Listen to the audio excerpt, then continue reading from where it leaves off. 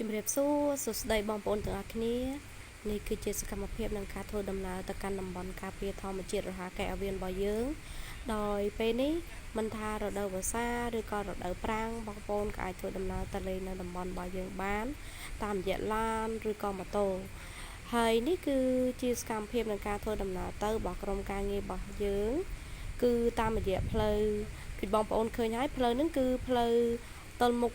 ខ្លងវាវត្តកោះបងប្អូនគឺផ្លូវភូមិកុកលុនហើយយើងធ្វើដំណើរហ្នឹងគឺទៅតាម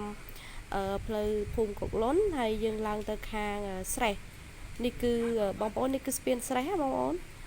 បងប្អូននៅតំបន់របស់យើងប្រកាសជាស្គាល់ហើយនេះគឺជាស្ពានស្រេះដែលយើងតែងតែមកលេងកម្សាន្តនៅទីនេះហើយការធ្វើដំណើរទៅនេះគឺដោយសារតែខ្ញុំតរួមជាមួយនឹងបងប្អូនក្រុមការងារនៅតំបន់របស់យើងត្រូវជូនអង្គការដៃគូឬក៏ភ្ញៀវទេសចរហ្នឹងគាត់ចង់ទៅលេងកម្សាន្តនៅទីនោះទើបឲ្យយើងសម្រេចចិត្តជូនគាត់ទៅហើយខ្ញុំក៏ថតឆ្លៀត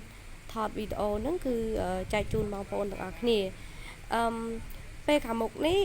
ខាងតំបន់របស់យើងក៏នឹងមានកម្រងនឹងការធ្វើដំណើរធ្វើសំទោសគឺយើងនឹងស្ដារនៅផ្លូវ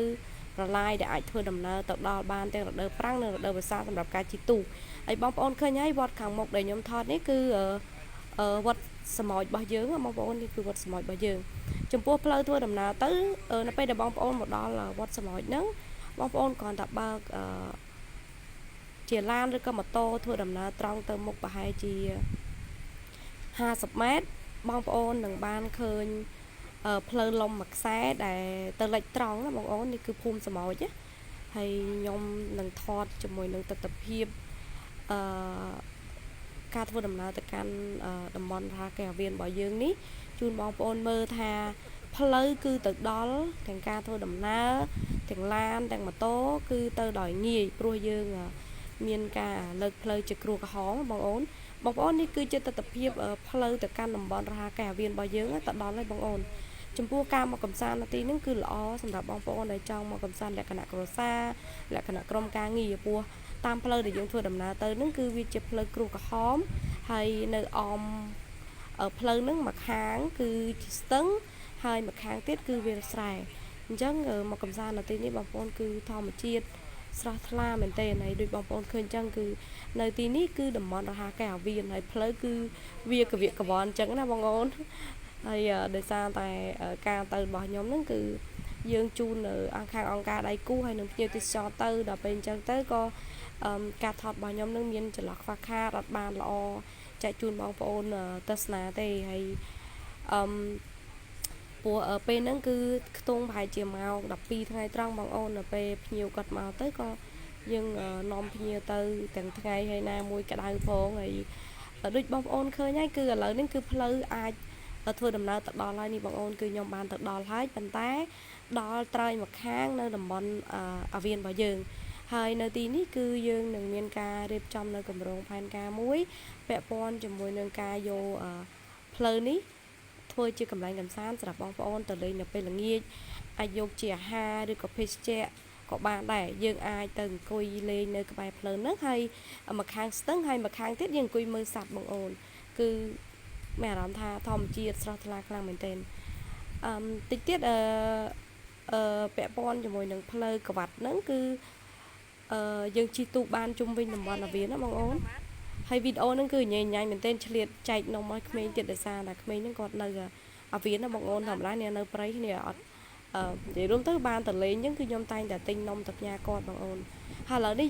ខ្ញុំចាប់ផ្ដើមចោះទូកទៅហើយបងប្អូនអូយនេះតំបន់របស់យើងបងប្អូនហើយកន្លែងដែលខ្ញុំឈប់ហ្នឹងគឺត្រៃខាងកើតណាបងប្អូនយើងអាចជិះទូកបានជុំវិញតំបន់យើងផ្ទាល់ដោយយើងមានក្រុមការងារមានសហគមន៍របស់យើងគាត់នៅចាំទទួលបងប្អូននៅទីនោះសម្រាប់បងប្អូនដែលចង់ទៅកម្សាន្តបងប្អូនទៅពេលព្រឹកក៏បានពេលល្ងាចក៏បានស្អែកតែពេលបងប្អូនទៅហើយជាពិសេសចុងសប្តាហ៍សៅរ៍អាទិត្យសម្រាប់ពីការងារចង់ទៅកម្សាន្តលក្ខណៈគ្រួសារឬក៏មានសក់វែងឬសក់ខ្លីអីបងប្អូនណាហើយនេះគឺប៉មរបស់យើងដែលបានធ្វើឲ្យបងប្អូនខ្លះប្រហែលជាអត់ទាន់បានទៅឡើងប៉មទស្សនាសត្វអីបងប្អូនប៉ុន្តែវីដេអូខាងមុខទៀតហ្នឹងបងប្អូនប្រហែលជាឆ្ងល់ហើយថាមិនក៏ខ្ញុំថតអត់មានសត្វអត់ឃើញជាប់សត្វណាបងប្អូនចន្លោះម៉ោង12ថ្ងៃហ្នឹងគឺអត់មានសត្វនៅទេ គាត់ចេញទៅរកស៊ីឆ្ងាយហើយខ្ទង់ប្រហែលជាម៉ោង4គាត់នឹងត្រឡប់មកវិញហើយបងអូនតែនេះគឺម៉ោង12ថ្ងៃត្រង់ដោយសារខ្ញុំត្រូវជូនអង្គការដៃគូទៅហើយកន្លែងចំណុចនេះគឺជាក្បាត់បន្លាយដែលយើងលើកថ្មីបងអូនគឺកន្លែងហ្នឹងគឺល្អមែនទែនបងប្អូនអាចជិះទូកបដើហើយមើលបរិស្ថានមើលព្រៃមើលសត្វជុំវិញហ្នឹងហើយមកលក្ខណៈថាផ្លូវហ្នឹងគឺស្ងាត់បងអូនណាស្ងាត់កម្រងរបស់យើងគឺយើងចង់ទិញជាទូកតូចសម្រាប់បងប្អូនចែវទៅមើលសត្វខ្លួនឯងក៏បានដែរហើយនេះបងអូនគឺសត្វគឺវាចន្លោះម៉ោងហ្នឹងគឺខ្ញុំថតហ្នឹងខ្ទង់ប្រហែលជាម៉ោង1ហើយត្រឡប់មកវិញបដាហើយពោះសត្វខ្លះវាចេញទៅពេលព្រឹកចឹងវាមកពេលថ្ងៃសត្វខ្លះវាចេញទៅពេលថ្ងៃវាមកពេលល្ងាចបងអូននេះសត្វវាចាប់ផ្ដើមត្រឡប់មកវិញបដាហើយនេះគឺជាទស្សនវិជ្ជាទាំងស្រុងនៃផ្នែកម្ខាងនៅតំបន់អាវៀនរបស់យើងនៅប៉ែកខាងត្បូងណាបងអូននេះគឺនៅប៉ែកខាងត្បូងហើយបើនិយាយពីទឹកវិញបងអូនអើយឥឡូវនេះកុំបារម្ភខ្លាចថាទៅឃើញទឹកល្អក់ឬក៏អត់មានទឹកជីទូកអត់ទេណាបងអូនគឺទឹកថ្លាបងប្អូនមើលឃើញខ្សាច់នៅក្រោមតែម្ដងនេះបងអូនហើយខ្ញុំថតនឹងដោយសារតែខ្ញុំត្រូវជូនខាងអង្គការដៃគូទៅហើយណាមួយត្រូវផ្ដល់ជាព័ត៌មានឲ្យគាត់ផងឆ្លៀតថតផងហើយពេលអញ្ចឹងទៅក៏ការថតហ្នឹងក៏អត់សូវ